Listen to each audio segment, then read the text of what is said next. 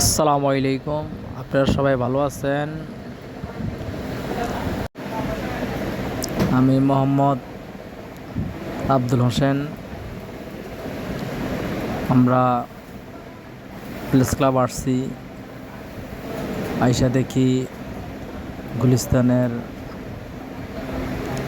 ওই পাশে দিয়া এই পাশে দিয়া সরকারি আইনের লোকেরা ডেজার্ট দিয়া ফুডের দোকানপাট যা আছে এগুলো সব ভাঙচুর করতেছে।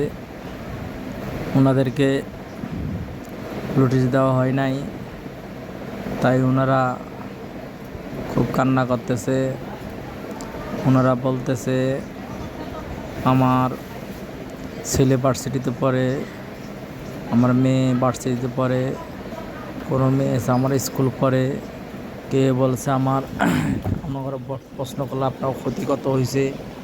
ওনারা বলছে আমার প্রায় 10-12 লাখ টাকা ক্ষতিপূরণ হয়েছে। আবার কেউ বলতেছে, উনি বলছে এই যে দেখতেছেন, উনি বলছে প্রায় 10-12 লাখ টাকা খরচ হয়েছে। আবার কেউ বলতেছে 10-15টার দোকান আছে, দোকানগুলো আমরা নষ্ট করে দিছে, আমরা কোনো কাগজপত্র কোনো কিছু দেওয়া হয় নাই। তাই আমরা এখন বর্তমানে কই যাব? ওনারা জিজ্ঞেস করলো এখন আপনারা কী করবেন? আমরা এখন কী করব? আমি কোনো কিছু করার নাই, আমরা চুরি ছিনতাইকারি করব, এছাড়া আমরা কি করব? আমরা যে কোনো একটা কর্ম করে খাইতেছি, সেই কর্মটা আমরা দিতেছে না। এই কারণে আমরা এই কর্মের মাধ্যমে এটাতে আসিলাম। এই কারণে আমরা খাইতেছি কোনো মতে। এখন আমাদের ডিজার দিয়ে সরকারিভাবে আমাদের গাড়ি যেগুলা চাকা ছিল সব ভাঙে দিয়েছে। গ্যাসের বোতল ছিল, এগুলো ভাঙে ফেলাইছে। এখন আমরা কী করবো? সরকারের কাছে, তারেক রহমানের কাছে আবেদন জানাতে হয়েছে আমাকে একটা কর্ম যদি ধরাইয়া দেয়, তাই আমরা কর্ম করে খাইতে, নাইলে আমরা কী করব? আমরা রাস্তা থাকবো আর চুরি ছিনতাইকারি করব। এছাড়া আমাদের আর কিছু করার নাই।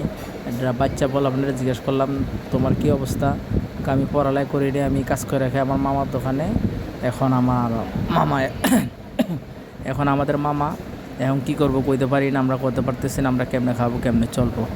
আমাদেরকে কোনো কাগজপত্র কোনো কিছু দেওয়া হয় নাই। এখন আমরা এই মুহূর্তে আমরা এখন কী করবো? এখন কোনো ভাষা প্রকাশ করতে পারতেছি না।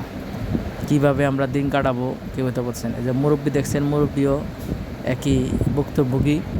মুরব্বী কিছু বলতে চাইতেছে না, ভয়ে যদি বলে কেউ কিছু বলে, এই কারণে মুরব্বী কিছু বলতে চাইতেছে না। তাই আপনাদের রিকোয়েস্ট, যদি ভালো লাগে লাইক, শেয়ার, কমেন্ট করে আমাদেরকে জানাবেন। জানালে আমরা ওই কমেন্টের মাধ্যমে আপনাদেরকে জিজ্ঞাসা করব যে কী কী হয়েছে, কী আসে বিষয়।